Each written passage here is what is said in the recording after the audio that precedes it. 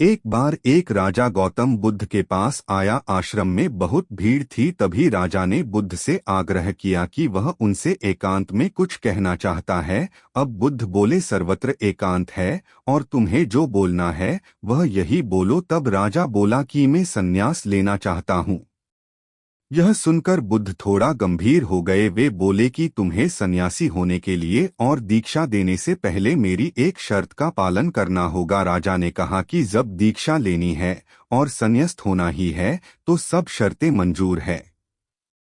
बुद्ध ने राजा को आदेश दिया कि अपने कपड़े और जूते उतारकर अपने राजधानी के राजमार्ग पर स्वयं को जूते मारते हुए चक्कर लगाकर आओ। अब राजा ने वही किया और उसके चले जाने पर शिष्यों ने बुद्ध से कहा कि जब हम दीक्षा लेने आए थे तब आपने ऐसी कठोर शर्त नहीं लगाई थी और आप स्वयं करुणा अवतार हैं, फिर राजा के साथ ऐसा कठोर व्यवहार क्यों? जब तुम लोग संन्यास लेने आए थे तो तुम्हारे अहंकार बहुत बड़ा नहीं था, इसलिए तुमसे द्वार भिक्षा मांगकर ही काम बन गया था। पर यह तो राजा है और इसका अहंकार भी बड़ा है, इसीलिए महारोग की दवाई भी अधिक शक्तिशाली होनी चाहिए। और राजा जब इस दशा में अपने ही प्रजा के सामने से गुजरेगा तो उसका अहंकार खत्म हो चुका होगा।